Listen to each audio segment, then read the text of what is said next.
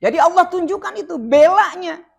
Seorang istri itu subhanallah, biar apapun kenyataannya, itu istri kita baik, pernah hidup seperti ini puluhan tahun.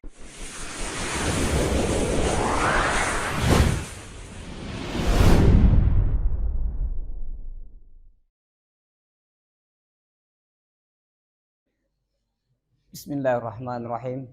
Assalamualaikum warahmatullahi wabarakatuh.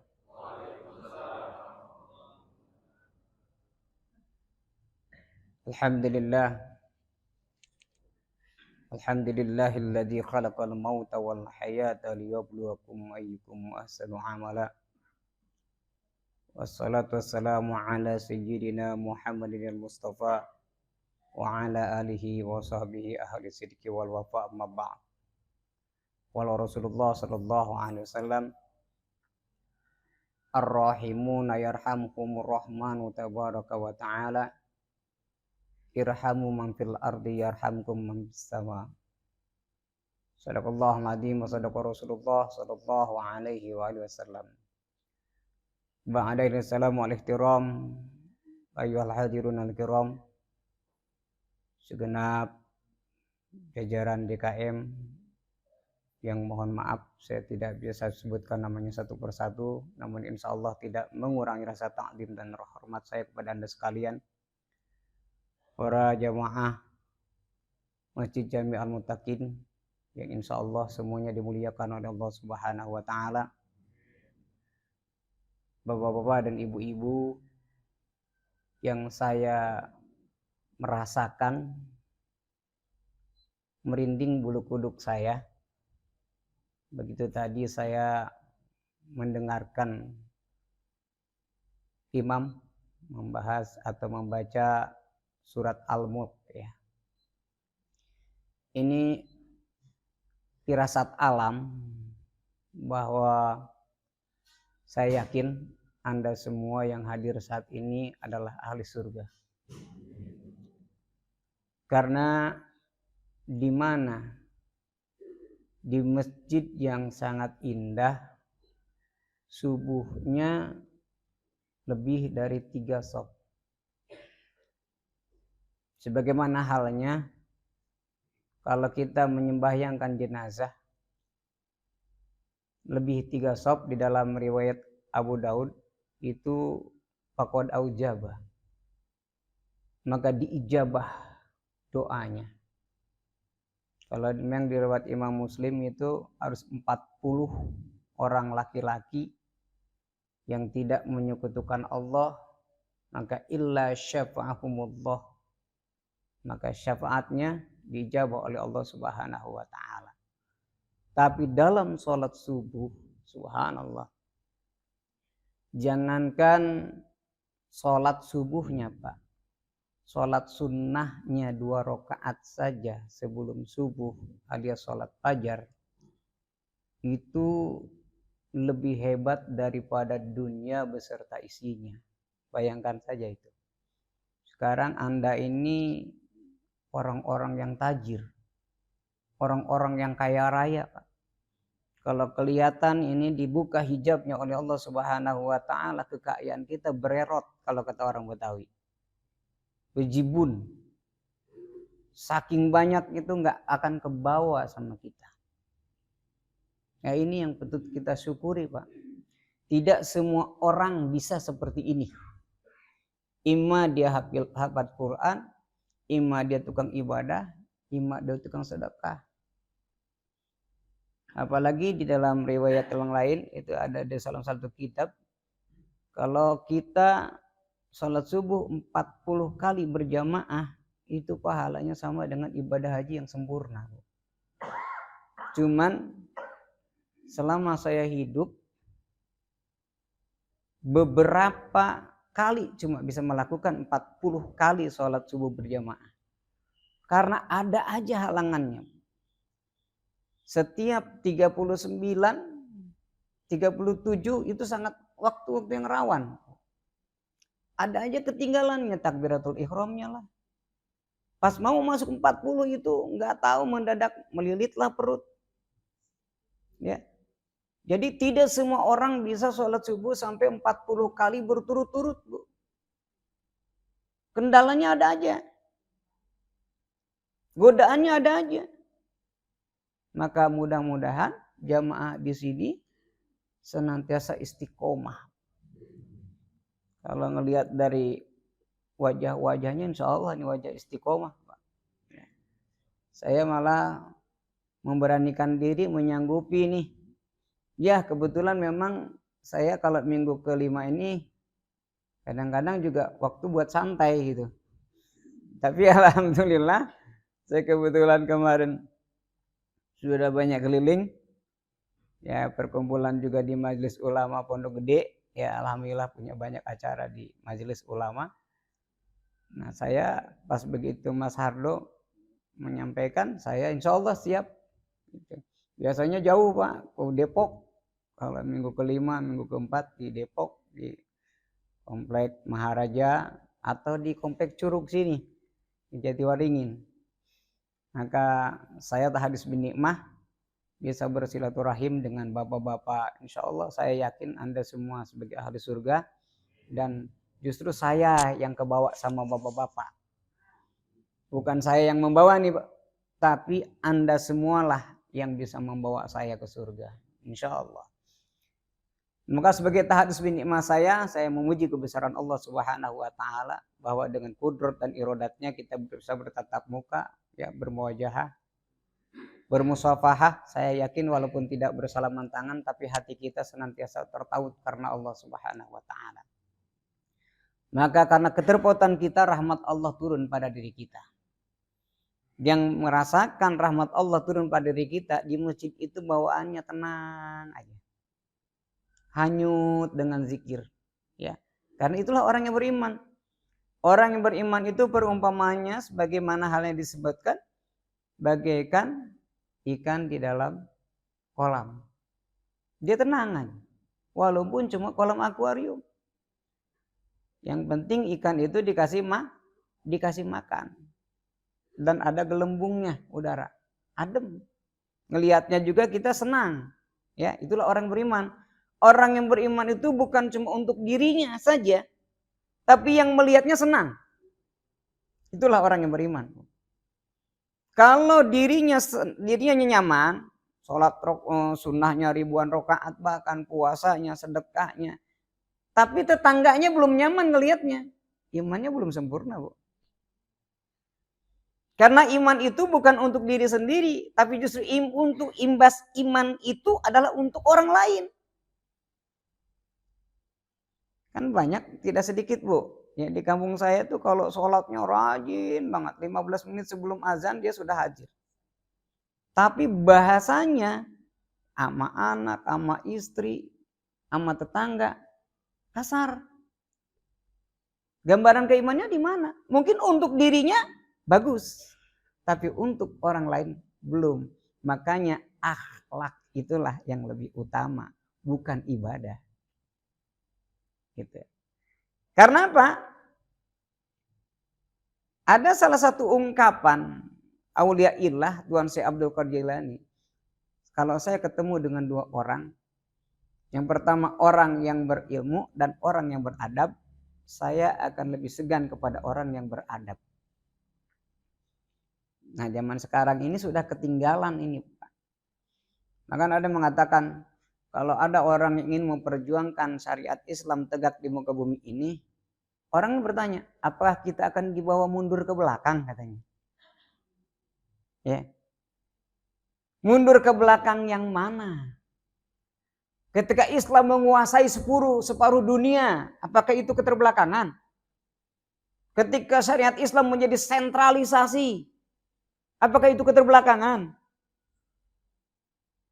Apakah karena orang-orang dulu pakai kuda, apakah itu keterbelakangan? Jadi keterbelakangannya di mana? Justru dengan syariat Islam itulah dunia akan tegak. Karena dibangun atas dasar iman dan takwa, bukan berdasarkan teknologi.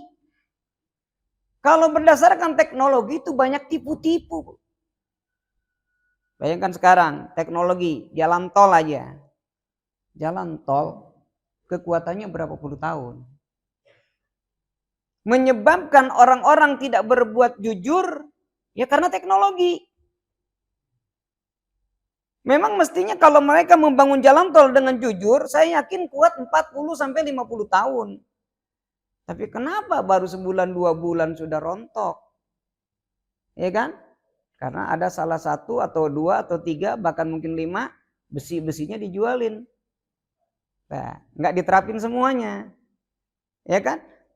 Jadi akibatnya standarnya 40 tahun menjadi 20 tahun, menjadi 15 tahun. Karena akhlak itu. Ya. Pembangunan di negeri kita ini karena kecanggihan teknologi itu rawan sekali orang korupsi. Apalagi sekarang orang korupsi nih kalau cuma sekedar 50 juta boleh cuma dikembaliin, nggak dihukum. Masya Allah. Luar biasa itu. Saya yakin kalau itu diberlakukan di kampung kita udah banyak maling. Ya. Yang anehnya itu kalau maling ayam katanya kena pasal, ada KUHP-nya. Dihukum sekian bulan. Ya kan? Nah kalau dia mampu mengembalikan gak perlu dihukum dong. Apalagi kalau orang tuanya bayar. Ya kan? Ditebus, gak perlu dihukum dong. Dan 50 juta berapa puluh ekor ayam. Kalau dikalkulasikan. Nah ini berkaitan dengan akhlak. Makanya sangat baik sekali panitia mengambilkan tema ada keutamaan akhlak. Makanya memang sekarang harus diperbaiki akhlak kita. Rasulullah aja diajarin akhlak oleh Allah Subhanahu wa taala. Maka ini yang perlu diambil. Kalau akhlak suami kepada istri sudah dimulai dengan bismillah, dijalani dengan la haula wala quwata illah, insya Allah belum berakhir pun sudah alhamdulillah. Bersyukur. Kalau sudah kalimat alhamdulillah itu nggak ada ukurannya lagi, Bu. Sudah indah aja di hidup. Walaupun tidak tinggal di rumah megah. Karena alhamdulillah itu sebuah ungkapan rasa tasakur yang paling mendalam. Bukan alhamdulillah cuma di bibir saja. Ya. Tapi alhamdulillah yang didasari dari hati nurani yang paling dalam atas nikmat yang ada pada diri kita. Itu karunia terindah. Kalau timbang alhamdulillah bohong lagi, susah terus, Bu. Makanya di beberapa kitab para ulama tuh menyarankan kalau kalimat alhamdulillah itu ketika kita mendapatkan kenikmatan yang teramat tinggi pada diri kita, itu alhamdulillah ala ni'amillah. Tapi kalau kita bilang alhamdulillah padahal di rumah masalah banyak, itu alhamdulillah ala kulli hal. Ya. Jadi alhamdulillah ala kulli hal. Nah, sekarang kita bersyukur alhamdulillah ala ni'amillah. Dalam keadaan kesehatan yang sempurna, kita bisa bertatap muka, berwajah. Ini anugerah terindah dari Allah Subhanahu wa taala yang khusus pada pagi hari ini Allah pilih Anda sebagai saksi ahli surga. Lalu yang kedua, kita harus tetap bersolawat kepada baginda Rasulullah sallallahu alaihi wasallam. Karena di dalam kitab Syahrul Ain itu diriwayatkan Imam Muslim. Jadi barang siapa yang berwasilah kepada baginda Rasulullah sallallahu alaihi wasallam halat syafaah. Jadi dia wajib menerima pertolongan. Maka wasilah itu menjadi sebuah keutamaan. Tidak ada kemusyrikan. Jadi jangan sampai kita ini menyandarkan segala sesuatu bahwa Rasulullah itulah lebih dari Allah. Tidak. Ya. Jadi Rasulullah itu sebagai tangga, sebagai wasilah untuk menjembatani keinginan kita, hajat kita dikabul oleh Allah Subhanahu wa taala. Karena yang berhak memberikan syafaat adalah baginda Rasulullah sallallahu alaihi wasallam. Maka akhlaknya itu apapun, kesalahan beliau jadi hukum. Bayangkan. Kesalahan beliau jadi hukum. Dan baginda Rasul itu satu-satunya manusia yang belum lahir orangnya namanya sudah dikenal. Itu. Begitu lahir baginda Rasul makin terkenal. Dan begitu Rasulullah sudah meninggal pun tetap dikenal. Bahkan tetap disebut di dalam sholat kita. Kalau sholat kita tidak membaca sholawat, batal sholatnya. Luar biasa kan? Nah, ini yang perlu ditekankan. Jadi jangan sampai mengkait-kaitkan kalau ada orang baca sholawat Allahumma sholli sholatan tuwasi'u biha alina ala arzak, ya. Itu sebuah sholawat kemusyrikan. Tidak ada yang musyrik di sana. Kecuali mengatakan kalau Nabi Muhammad itu bisa memberikan kekayaan kepada kita, ya, bisa seperti halnya ketika disembah keinginan kita dikabul semua, gitu. Tidak, yang mengabulkan Allah. Semua yang mengabulkan Allah. Cuma wasilahnya baginda Rasulullah. Tapi di situ juga nanti ada klasifikasinya. Tidak serta-merta orang membaca sholawat semuanya itu bisa dikabulkan, disampaikan oleh Rasul kepada Allah. Tidak. Syarat utama tetap iman. Iman kepada siapa? Kepada Allah Subhanahu wa ta'ala. Karena baginda Rasul tetap hanya menyampaikan risalah. Inna arsalnaka syahidaw wa mubasyiraw wa nadhira litu'minu billahi wa rasulihi wa tu'aziruhu wa tuwakiruhu wa tusabbihuhu bukratan wa asila. Sesungguhnya Rasulullah itu diutus untuk menjadi saksi sampainya risalah. Ya. Bukan karena beliau itu seorang yang sakti, bukan. Beliau itu sebagai manusia tidak bisa apa-apa kecuali izin dari Allah. Cuma keistimewaannya tidurnya beliau sebagai manusia biasa tidak sama dengan kita. Kalau kita kan tidurnya mendengkur dari hati sampai ke mata. Kalau Rasulullah matanya merem, hatinya tidak. Maka ada istilah mata hati, ya. Mata hati, ada istilah mata hati. Jadi mata hati beliau itu tidak tidur sebagaimana orang biasa. Ya. Hatinya tetap hidup dia, ya, tetap berzikir kepada Allah Subhanahu wa ta'ala. Itu perbedaannya. Maka hebatnya juga baginda Rasul itu diberikan izin oleh Allah Subhanahu wa ta'ala untuk memberikan syafaat kepada umatnya yang taat loh.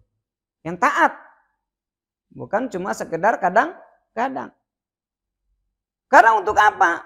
Litu'minu billahi wa rasulihi, untuk beriman kepada Allah dan kepada utusannya, ya, kepada rasul-rasulnya. Ya, litu'minu billahi wa rasulihi wa tu'ajiruhu wa tuwakiruhu, untuk membesarkan dan menguatkan agamanya. Maka zaman sekarang ada bilang Allah perlu dibela. Emang Allah lemah? Nah, jadi analoginya sangat-sangat dangkal dia. Allah tuh tidak butuh pembelaan.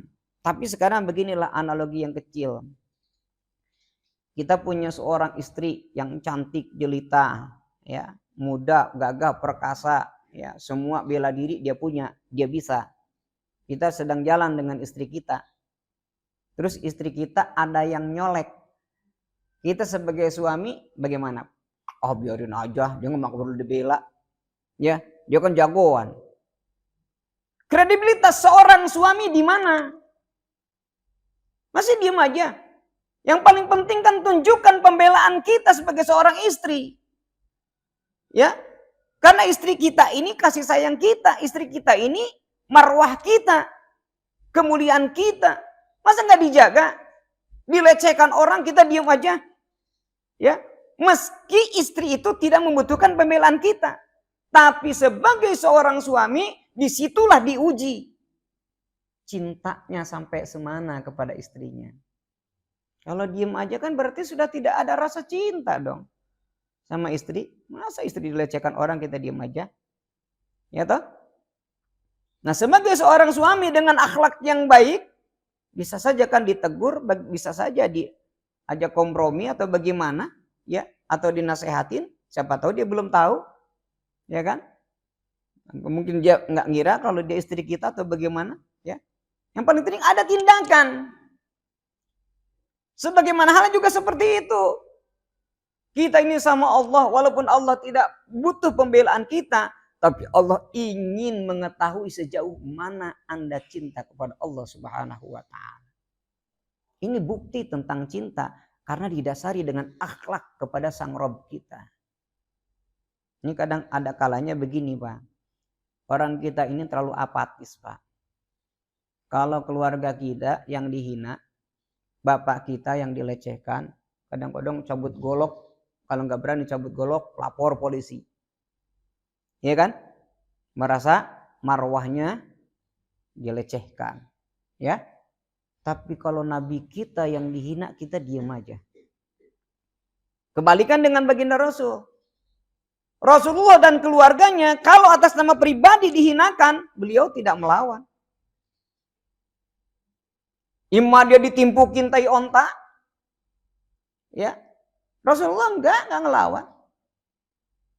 Diludahin, enggak melawan Rasulullah. Kan dijadikan alasan sama mereka-mereka. Rasulullah aja katanya ditimpukin tai onta dia diam aja, diludahin dia diam aja. Karena itu pribadi, Pak. Kepribadian hanya Allah yang bela, diserahkan. Tapi kalau masalah akidah, masalah marwah agama, Rasul melawan. Pernah ada dalam salah satu kisah itu. Ya, jangankan pada zaman Rasulullah, pada zaman sahabat pun terjadi itu. Ketika ada seorang muslimah dilecehkan oleh Yahudi, ya, sampai hampir ditelanjangi. Semua udah dibelain sama seorang pemuda, pemudanya malah dibunuh, ya. Diutus pasukan, dikejar tuh Yahudi sampai kemanapun. Itulah marwah Islam.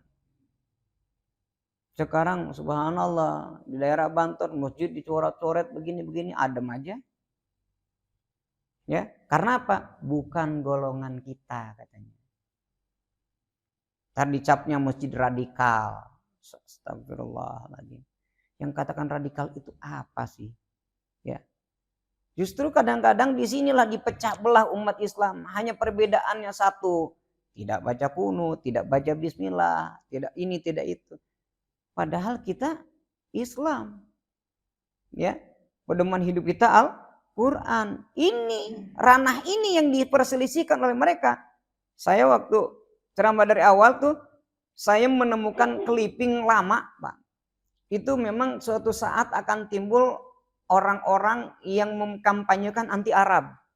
Ternyata benar kemarin itu ada dibenturkan kita anti Arab. Nah nanti bibir saya belum kering ngomong begini. Saya ceramah di Pustratlih, Komplek Teritorial Angkatan Darat. Ya, saya bilang begini, nanti setelah ini akan ada siapapun itu orangnya yang membenturkan tentang kesukuan, anti suku. Ngomong kemarin keceplosan ya, ada yang ngomong begitu. Kalau rapat nasional jangan pakai bahasa Sunda. Orang Sunda marah. Ya toh? Mestinya kalau dia cerdas, kalau dia ingin meluruskan, jangan bahasa seseorang yang ditunjuk. Kalau dia ngomong kalau rapat nasional jangan pakai bahasa daerah. Ya, pakai bahasa Indonesia saja. Kan gitu, biar semua orang mengerti. Itu namanya cerdas. Ya. Tapi kalau ditunjuk bahasanya, marah yang punya bahasa. Tersinggung. Emang ada apa dengan bahasa Sunda? Apa pernah merugikan bangsa ini? Kan jadi seolah-olah itu dibentur-benturkan. Ini karena akhlak. Justru Allah buka aib seseorang, rencana seseorang itu, ya, bukan dari perjuangan kita, tapi dari doa-doa kita dibuka hijabnya oleh Allah Subhanahu wa taala. Coba dulu tentang masalah pelecehan Al-Maidah. Emang kita tahu? Kan enggak ya? Ya, tapi dibuka mulutnya oleh Allah Subhanahu wa taala, dia ngoceh di tempat lain, diviralkan seseorang, gempar semuanya. Jadi Allah, kalau rencana Allah itu nggak bisa terdeteksi oleh manusia. Nanti dibuka suatu saat. Lah sekarang mohon maaf ya, kalau di antara kita aja nih Pak, di antara kita nih, kalau dibuka hijab oleh Allah Subhanahu wa taala tentang dosa kita, ya, nggak ada tempat lagi di tubuh kita, Pak. Kalau dosa itu ibarat jerawat aja gitu, ya, udah penuh diri kita ini. Karena diri kita ini dari tatap mata sampai tutup mata kembali, itu ada aja celoteh dosa. Cuma hebat adilnya Allah, perilaku dosa satu dibalas satu. Dari perilaku kebaikan satu dibalas 10. Jadi dosa itu bersih dengan sendirinya. Apalagi dosa yang diucapkan oleh tutur kata. Dengan istighfar saja udah rontok dosa kita. Nah kadang-kadang kita mohon maaf ya Pak. Di pengajian aja berlaku dosa. Ya, ustadznya sedang menerangkan, di belakang ikut nerangin. Ya kan gitu kan? Ya, ikut nerangin walaupun masalahnya yang lain kan gitu. Nah, itulah kadang-kadang itu. Ya, kadang-kadang kalau di sini mah enggak, insya Allah enggak di sini. Ya. Kalau saya apalagi fans saya itu ibu-ibu. Di mana-mana saya ngajar tuh ya banyak kan ibu-ibu. Saya seneng. Karena apa? Kalau ngajar ibu-ibu tuh rasa paling ganteng aja udah bawaannya. Ya. Saya kemarin di Puslitbang di Bogor tuh ibu-ibu semua. Ya, istri-istri para perwira tuh ya, ada bintang 1, bintang 2 ya. AKP sama Kombes itu banyak ibu-ibu luar biasa. Saya salut juga gitu. Ternyata Pak masih banyak ya perwira-perwira yang soleh di negara kita. Makanya nggak usah khawatir Pak. Masih banyak perwira-perwira soleh di negara kita. Makanya negara kita ini masih aman-aman aja. Ya makanya doakan saja. Nanti beberapa tahun kemudian dari pimpinannya sampai ke bawahannya orang-orang yang soleh. Ya. Karena bangsa ini butuh orang soleh Pak, bukan butuh orang pinter. Orang pinter mau bejibun Pak, ya banyak banget orang pinter. Justru negara kayak gini tuh karena kebanyakan orang pinter, pinter nyari duit. Ya, apa aja digali tuh, ya Covid aja jadi duit Pak. Nah, Covid aja jadi duit. Bahkan ini sebentar lagi ada yang mungkin katanya apa? Kalau sekarang kan Komikon ya. Nanti ada mungkin ada Mitsubishi, ada Polytron, ada ya pokoknya ada lah merek-merek yang lain keluar ya. Yang penting bisnisnya bisa berjalan. Dan anehnya itu, aneh banget ya. Yang pulang umroh yang dikejar-kejar nih sekarang ya. Yang dijadikan contoh ya, yang pulang umroh tuh terjadi positif. Yang pulang dari luar negeri karantina juga enggak. Aman? Aman ya Pak? Ya aneh kan? Nah makanya ada anak muda yang celoteh. Gue bingung kata sama Covid. Ya kalau hari anu enggak ada apa-apa. Kalau hari anu enggak ada apa-apa. Tapi kalau mau menjelang Ramadan ya, ada datang. Ini lu Covid apa setan kayak gitu. Jadi begitu ya. Oh, nah ini juga sekarang ini udah digembar-gemborkan mulai tinggi lagi Pak. Ya, karena bentar lagi kan puasa Pak. Ya, bagaimana cara menjauhkan umat dari masjid? Kalau sekarang Bapak dijagain sama tentara di depan, nggak boleh masuk masjid, banjir darah tuh Pak. Kalau ceritanya pakai tentara nggak boleh sholat, nggak boleh masuk masjid, saya yakin banjir darah. Tapi kalau diisukan dengan itu, dengan penyakit, pahlawan. Yang masuk masjid diomelin. Oh iya diomelin masuk masjid. Lu nggak gitu, jangan hidup di Indonesia. Masya Allah. Jangan hidup di Indonesia. Nah sekarang juga coba. Katanya vaksin itu tidak menjadi persyaratan administrasi. Ya kan? Tapi di daerah-daerah diuber-uber Pak. Kalau yang nggak mau vaksin, kalau mau ngurus KTP tidak bisa. Kalau ngurus SIM tidak bisa. Kalau ngurus sertifikat tidak bisa. Berarti kan ada pemaksaan ya. Ya kan? Nah ini apa maksudnya? Jualan apa memang apa gitu. Kan? Jadi pertanyaan nih banyak lah. Ini berkaitan dengan bejatnya akhlak seseorang. Jadi apapun bisa dijadikan sumber pencaharian. Ini yang bahayanya Pak. Ya kan kemarin ada protes tuh. Yang jadi menteri kesehatannya bekas direktur bank katanya. Dengar-dengar ya. Ya makanya kalau jangankan itu Pak. Kalau di Depak udah kebanyakan sarjana ekonomi, Al-Quran aja dijual Pak. Ya orang ekonomi salah nggak? Ya nggak salah orang ekonomi mah. Ya ekonomi itu kan untung. Makanya aneh, di Depak aja sekarang itu yang namanya sarjana agama bisa dihitung pakai jari. Tapi yang namanya sarjana ekonomi, sarjana teknik, sarjana sosial, itu banyak Pak. Yang bukan di bidangnya bisa direkrut. Itu yang aneh negara kita, agama saja kalau dimasukin bukan bidangnya, diperjualbelikan. Yang penting ada nilai keuntungan. Ya bayangkan saja, pas COVID begini kok mereka hartanya pada berlipat-lipat Pak. Masya Allah. Ya. Inilah akhlak, berkaitan dengan akhlak. Akhlak itu bukan cuma sekedar tutur kata yang baik, tapi yang lebih lagi adalah perilaku.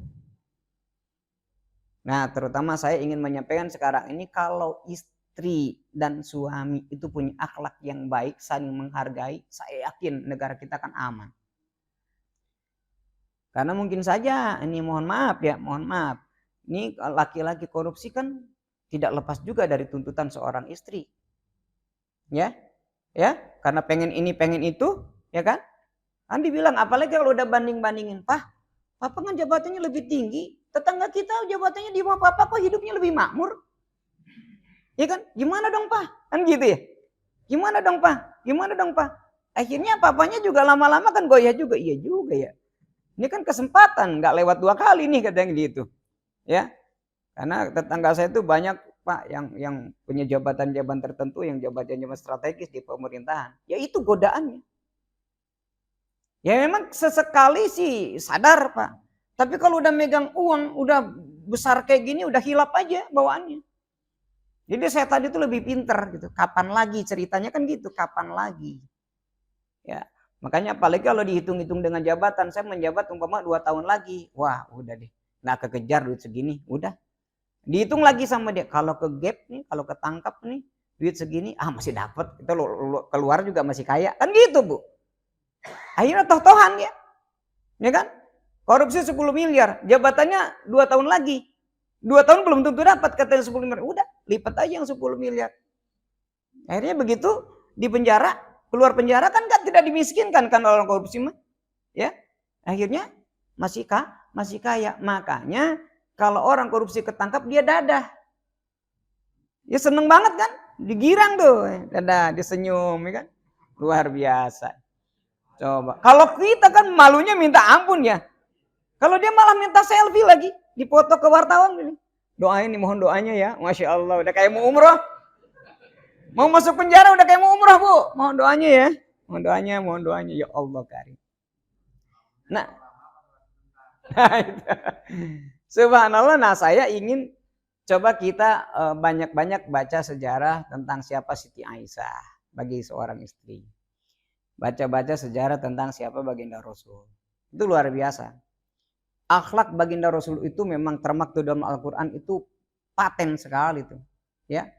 Menjadi uswah, menjadi tauladan yang paling baik. Dan bagi orang yang siapa orang yang mengambil uswah? Bagi orang yang ingin berjumpa dengan Allah Subhanahu wa taala. Ya.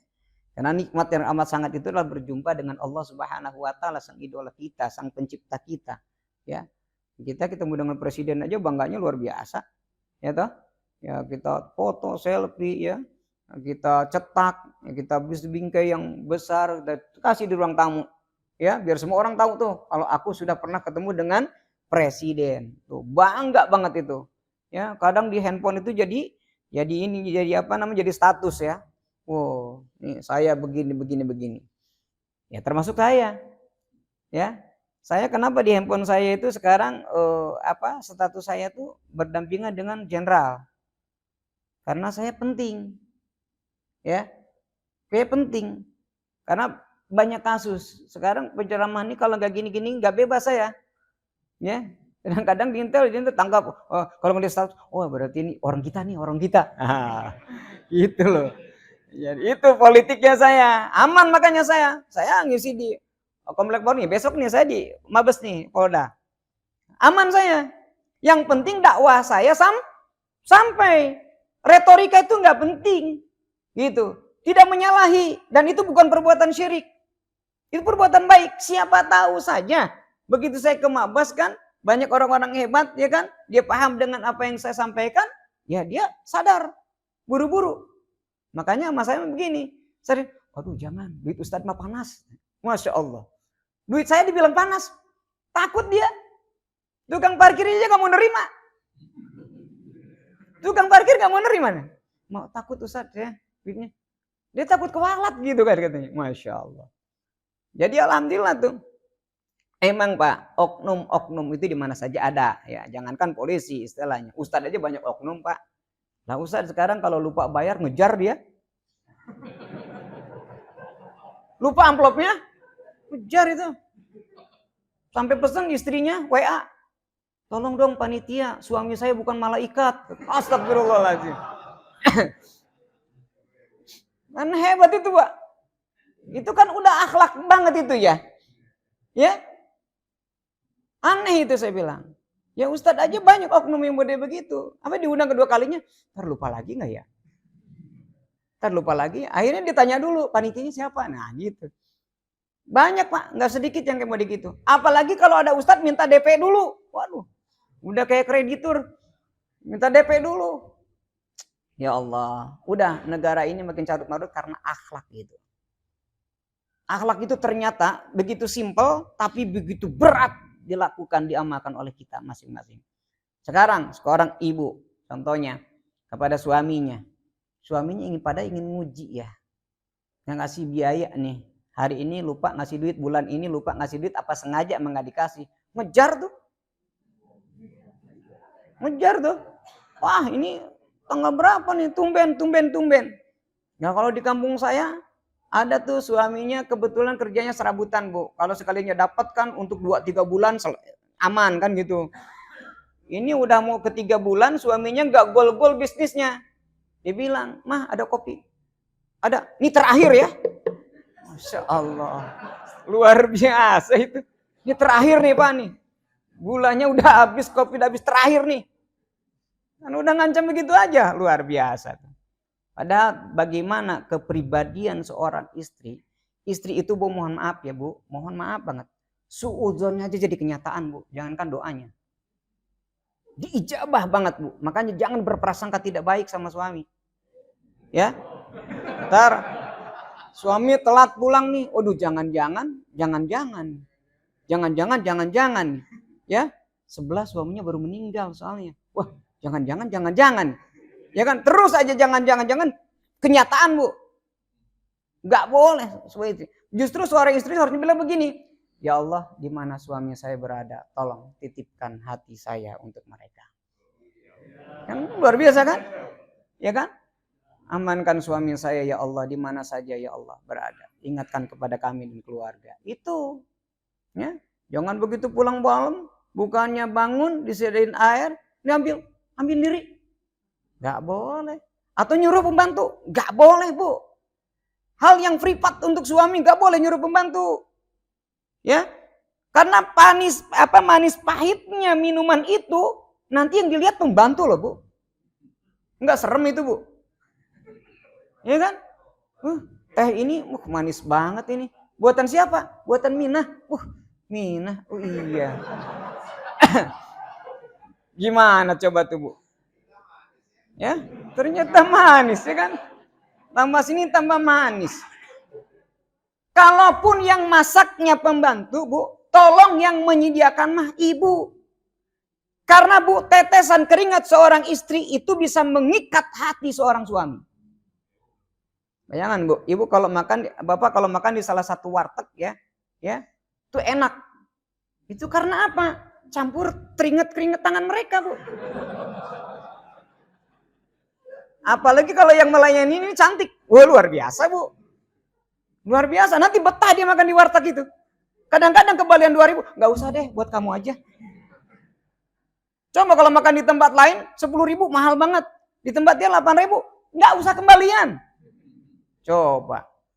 Kalau sudah terbeli hati Ibu. Nah sekarang coba istri ini bisa nggak mengikat suami seperti itu? Oh kita mah udah tua Ustadz. Justru makin tua harus makin romantis Bu. Jangan kayak di Condet sana.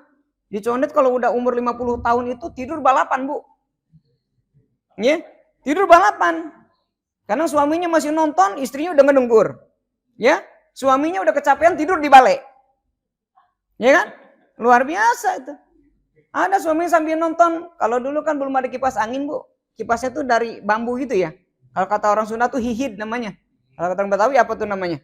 Ya, yang pakai bambu tuh gini-gini kipas-kipas ya. Kipas-kipas jam 11 masih kipas-kipas. Ya, datang anaknya. Mbak, kenapa nggak di dalam? Gerah ada nenek-nenek di dalam. Astagfirullahaladzim. Luar biasa saya bilang. Akhlaknya di mana kayak gitu? Sementara kita tahu Bu, tidur sama istri nggak ngapa-ngapain aja ibadah itu Bu.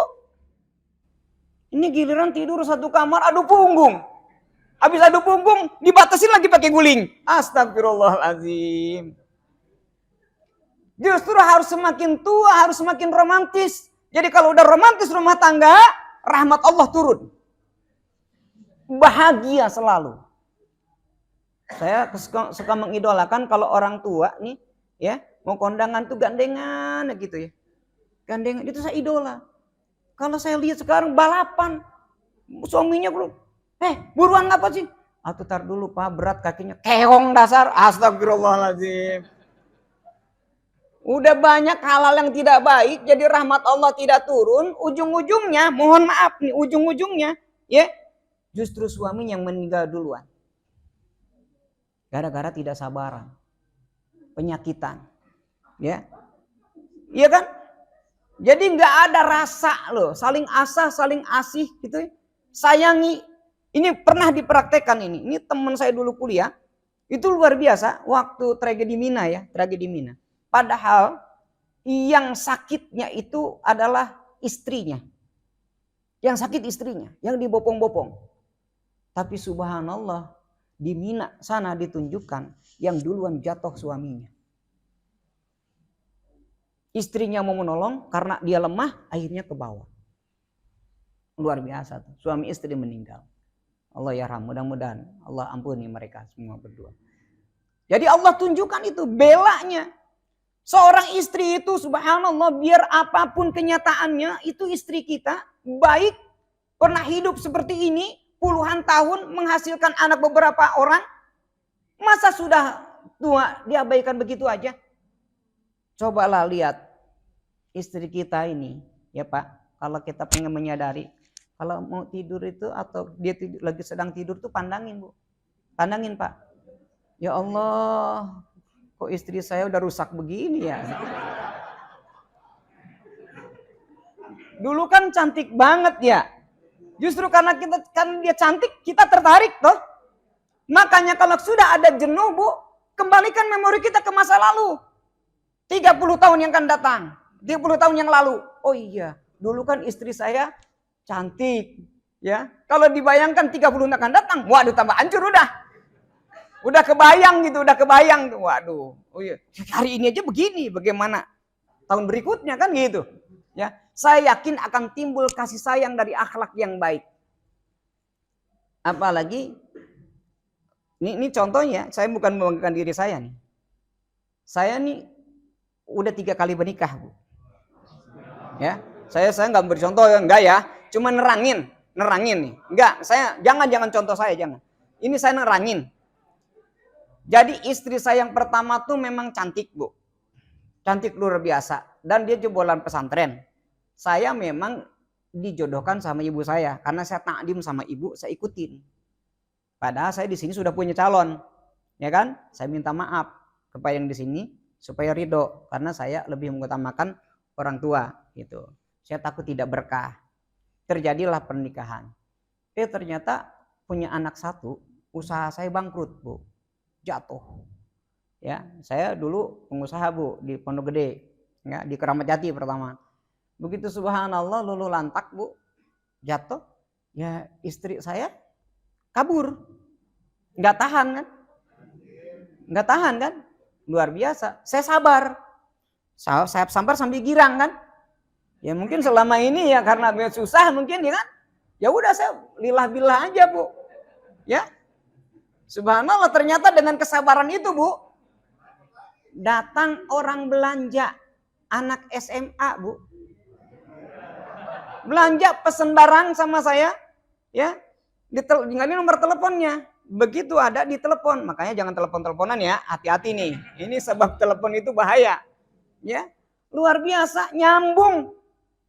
Begitu nyambung-nyambung, lulus sekolah, dia kuliah dah. Kuliah, hilang tuh. Nah, ketemu lagi dengan saya. Nah, pas semester 2, subhanallah tidak datang lagi. Ya, beli buku tuh. Merek Big Boss, masih inget aja tuh saya. Merek Big Boss. Subhanallah, nyambung Bu, ternyata dia jodoh saya. Semester 2, bayangin aja. Nikah sama aki-aki, kan? Tapi ternyata masih energik katanya, subhanallah. Apa? Takdir saya yang menentukan. Kata istri saya. Dan istri saya tuh soleha banget Bu, nggak pernah pelotot-pelotot Bu sama saya. Ya, dia nunduk aja tuh. Ya, dia nunduk apa-apa. Yang saya hadirkan, bayangkan Bu, di dalam kitab Warasatul Aulia, Ibu, kalau seorang istri menyediakan nasi 1 piring, untuk butiran nasinya menjelma jadi ribuan puluhan ribu malaikat mendoakan istri. Tuh bayangin. Jadi hati-hati tuh Bu. Kalau pembantu yang nyediain nasi, ya, itu malaikat mendoakan pembantunya. Yang saya takut doanya santi salah. Jadi istrinya, suami istrinya jadi malah jadi cerai. Naudzubillah, semua naudzubillah. Tapi itu juga nggak salah ibu, mungkin ada yang banyak salah doa. Karena maka kalau orang ngedoain orang menikah, Bu, mohon maaf kalau ada kondangan, ya doanya jangan sampai mudah-mudahan rukun sampai kakek nenek gitu ya. Kan orang kayak gitu ya, jangan. Udah kakek nenek bercerai, kasihan kan? Ayo loh. Kalau aki-aki makin tua makin enak Bu, ya kan? Lah kalau perempuan udah nenek-nenek siapa yang mau? Nah hati-hati kalau doain tuh biar rukun sampai ke akhirat, sampai ke surganya Allah Subhanahu wa ta'ala. Jadi kesimpulannya saya itu, kalau istri akhlaknya baik kepada suami, saya yakin tuh rumah tangga sakinah. Sakinah dengan harta yang berlimpah, ya, dengan harta yang berlimpah dan dia sendiri yang berkah dari Allah Subhanahu wa ta'ala. Mawaddah dengan cinta kasih yang diridhoi oleh Allah Subhanahu wa ta'ala. Warohmah, dunianya surga, akhiratnya surga. Itulah baiti jannati. Sekelumit saja saya kisah Siti Aisyah. Begitu Rasulullah pulang berdakwah, Siti Aisyah menyambut. Ya, begitu pulangnya tuh dari lapangan, dia sambut sama Siti Aisyah. Dibawalah ke rumahnya, lalu didudukan. Saking tergopoh-gopohnya Siti Aisyah ke belakang ngambil minuman. Disodorkan kepada Rasulullah. Rasulullah teguk. Sekali teguk, senyum. Ya Humairah, ya dibilangnya begitu nikmat banget minumanmu. Tapi hari itu nggak dikasih Siti Aisyah. Biasanya kan kalau minuman tuh diteguk dikasih ke Siti Aisyah. Kalau ini enggak. Ya Rasulullah sisakan untuk aku. Enggak, hari ini aku sangat haus banget dan minumanmu sangat nikmat banget. Begitu tinggal beberapa tetes direbut oleh Siti Aisyah, ternyata begitu minum asin rasanya, bukan manis. Punya akhlak Rasulullah, ya, saking menghargai kerja istrinya. Padahal itu dia lupa, ternyata dia lupa mana sari manis, mana sari asin. Saking tergopoh-gopoh ingin menyediakan suaminya, dia lupa tuh. Dia ambilnya malah sari asin. Akhirnya keminumlah sama Rasulullah, tapi Rasulullah tidak marah-marah, malah bilang aku sedang haus banget. Waduh, kalau ada suami yang boleh kayak gitu Bu, luar biasa ya. Kalau kita mah bener-bener ya, kopi kemanisan aja bilang, lu mau bunuh gua? Ya kan? Gua tuh punya gula darah. Aduh. Ya kan, ngotot habis-habisan istri diomelin. Kok lupa sih sampai kayak gitu aja? Tolong dah. Ini jagalah marwah istri kita. Kalau bukan kita yang jaga, siapa lagi? Ya, muliakan istri kita, Anda akan bahagia. Karena istri itu adalah tiang negara, tiang rumah tangga.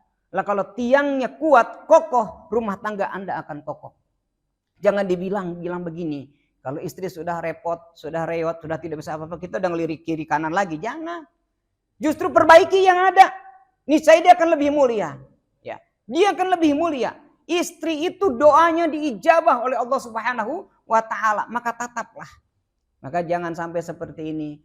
Doanya ibu itu mestinya begini. Kalau suami pulang berangkat kerja tuh, ya Allah lindungi suami saya dan jangan permalukan suami saya.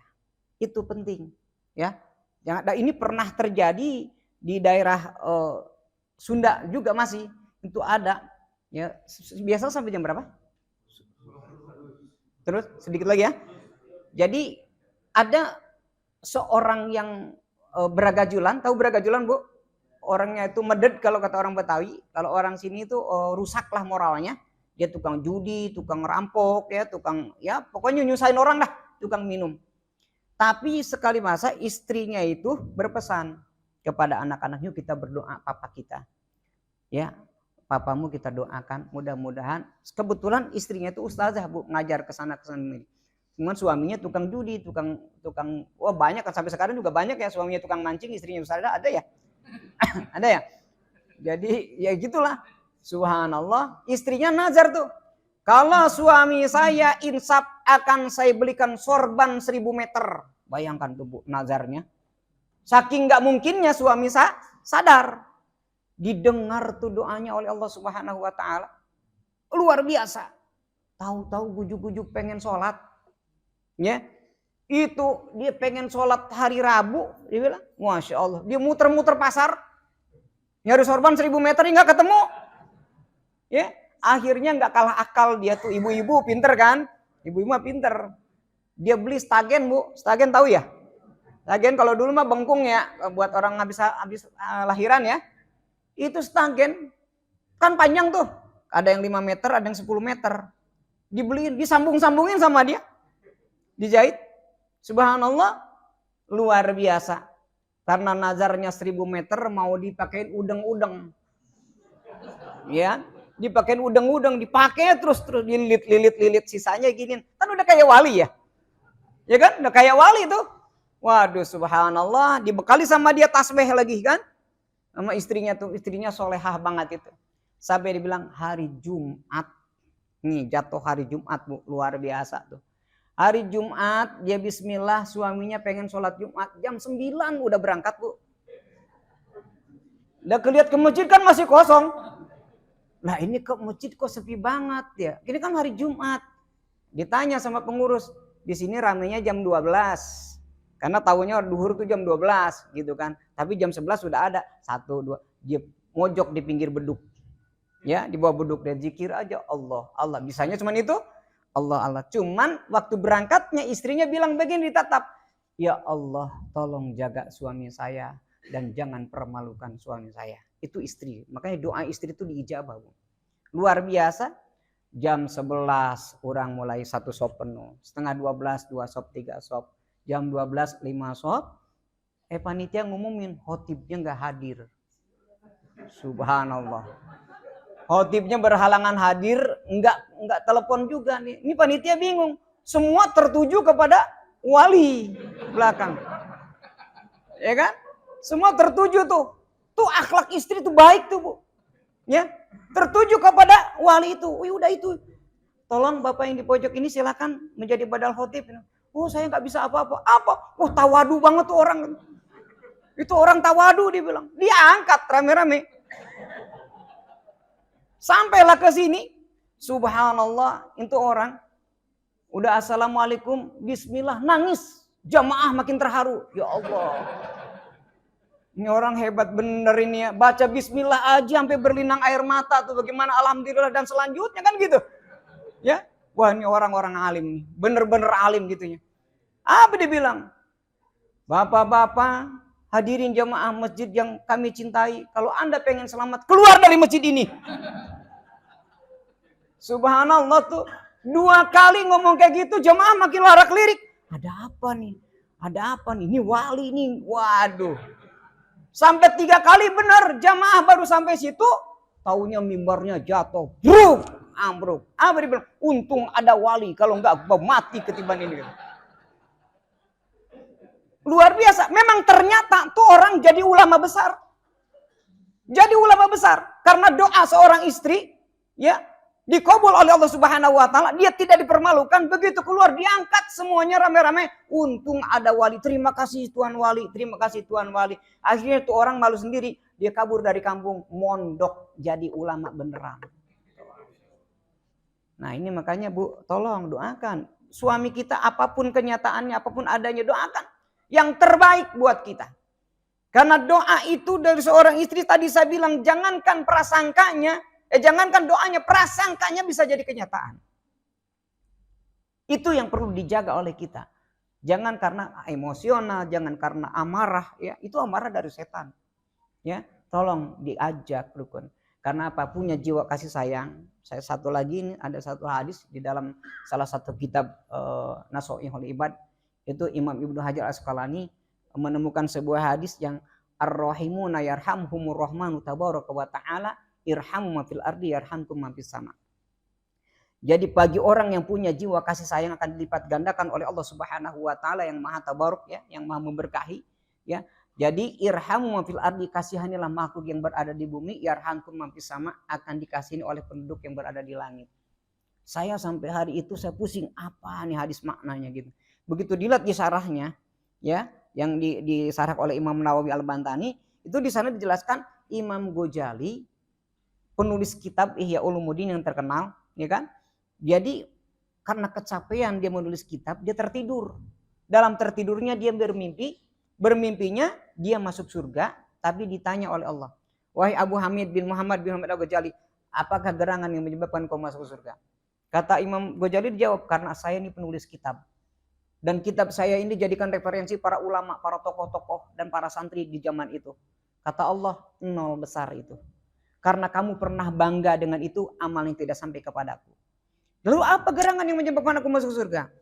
Ingat ketika engkau sedang menulis kitab, lalu engkau pengen ke belakang, buang hajat, lalu engkau pulang lagi ke meja, dilihat ada lalat hinggap di tintanya, dan engkau tidak hardik tuh lalat sampai kekenyangan, dia terbang dengan sendirinya. Itulah yang menyebabkan engkau masuk surga. Karena tidak ada riya sedikit pun dalam hal itu, dan tidak ada kebanggaan sedikit pun kalau dia telah menyelamatkan lalat. Itu yang menyebabkan. Maka masuk surga itu dari apa saja bisa, Bu. Yang penting niatnya yang tulus dan ridho serta ikhlas karena Allah Subhanahu wa ta'ala. Dari situlah saya ambil kesimpulan. Saya waktu lagi susah ditinggalin istri, Bu. Ya, akhirnya saya bikin kolam kecil, Bu. Kolam ukuran 80 kali 1,5. Saya isi ikan hias, Bu. Ikan hias kan dulu mah 2003 di sekolahan ya. Saya cemplungin.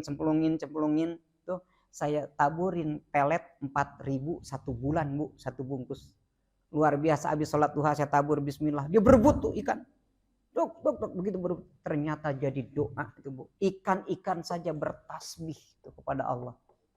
Ya, itu lalat juga yang kita pandang hina itu bertasbih menyebabkan Imam Ghazali masuk surga. Saya memang belum masuk surga karena belum mati ya. Ya kan?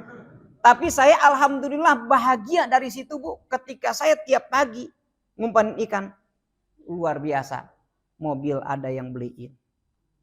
Pergi haji ada yang berangkatin. Rumah ada yang beliin sampai sekarang. Dan alhamdulillah saya dapat istri yang lebih cantik, lebih solehah. Itu anugerah dari Allah.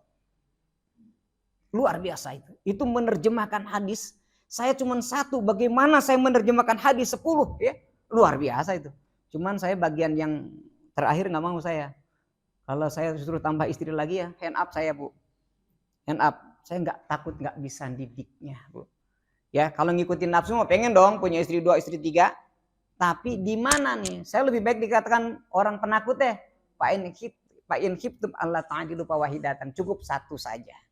Ya, biarin jadi penakut dah. Tapi yang jelas bukan takut sama istri, tapi takut sama tidak mampu berbuat adil. Karena itu tuntutan pertanggungjawaban yang paling berat bagi kita semuanya. Maka tanamkan akhlak bagi diri kita. Insya Allah kita akan bahagia dunia dan bahagia akhirat. Rumah tangga akan sakinah, mawaddah, warahmah, tidak kurang suatu apapun. Harta pun akan tetap berlimpah dan terjaga dengan baik. Karena harta itu kan dijaga oleh perilaku kita. Dengan doa kita Allah akan jaga semuanya. Ya, makanya dalam doa itu kan seperti itu tuh. Nastahfiduka, wanastaudiuka tuh minta dipelihara, minta dijaga semuanya. Ya, ampusana, amwalana, ya itu diri kita, harta kita, gitu, auladana, itu semuanya terangkum, dia dijaga oleh Allah Subhanahu wa ta'ala. Walaupun kita punya security, walaupun kita punya backing, nggak akan aman, Bu. Penjagaan dari Allah lah yang paling aman. Maka cantumkan akhlak yang baik sehingga mengkristal keyakinan kepada Allah Subhanahu wa ta'ala, sehingga apapun menjadi penolong kita. harta jadi penolongnya, keluarga jadi penolong, bukan yang menghancurkan dan menghalang-halangi kedekatan kita kepada Allah Subhanahu wa taala. Karena kalau kita banyak rezeki menjauhkan diri kita kepada Allah Subhanahu wa taala, berarti rezeki itu tidak berkah, Bu. Kan sekarang banyak orang kaya yang tidak mau ke masjid karena kebanyakan duit, ya. Karena sibuk dia ngitung hartanya, karena dia takut meninggalkan hartanya. Tapi kalau dia kaya, dia menyebabkan tambah dekat kepada Allah Subhanahu wa taala, itu rezeki barokah yang mendapatkan dari Allah Subhanahu wa taala. Mudah-mudahan kita semuanya senantiasa dalam penjagaan Allah Subhanahu wa taala, terutama kesehatan kita ya, yang paling penting itu. Karena kesehatan itu paling utama untuk menyempurnakan iman Islam kita tuh harus sehat, Pak. Kalau nggak sehat, sholat juga kalau sambil duduk, kalau sambil tiduran kan kayaknya kurang nyaman, ya. Makanya itulah yang perlu disyukuri oleh kita semuanya. Mudah-mudahan Allah Subhanahu limpah curahkan rahmat dan kasih sayang kepada kita semuanya, dan Allah jaga marwah kita hingga akhir hayat kita. Dan mudah-mudahan walaupun memang kita harus ada yang wafatlah dalam keadaan husnul khatimah. Amin ya Allah ya rabbal alamin. Demikian yang dapat saya sampaikan. Semoga kiranya bermanfaat untuk kita. Makanya saya jaga ikut. Saya bukan berarti saya ini menasehati, tadzkir, tapi saya sekedar mengajak saja. Karena yang berbicara belum tentu lebih baik daripada orang yang mendengarkannya. Tidak ada yang lebih baik kecuali ketaatan kepada Allah Ta'ala. Mari kita amalkan apa yang kita telah dapatkan. Ilmu walaupun 1, 2 itu diamalkan oleh kita, baru kita berasa nikmatnya menuntut ilmu. Tapi kalau cuma sekedar mendengar, lintas sekarang paham, besok ke rumah tidak berupaya untuk mengamalkannya, sia-sia itu ilmu. Ilmu itu akan terasa nikmat apabila didengar, baru diamalkan, itu terasa nikmatnya. Ya insya Allah mudah-mudahan kita semua mendapatkan kenikmatan dalam menuntut ilmu, dan mudah-mudahan dengan ilmu itu kita dijaga oleh Allah Subhanahu wa taala, marwah kita, keluarga kita, harta benda kita, ya, terutama lingkungan dan kampung kita semuanya. Kurang dan lebih kami mohon maaf. Wallahu muwaffiq ila aqwamit thoriq. Assalamualaikum warahmatullahi wabarakatuh.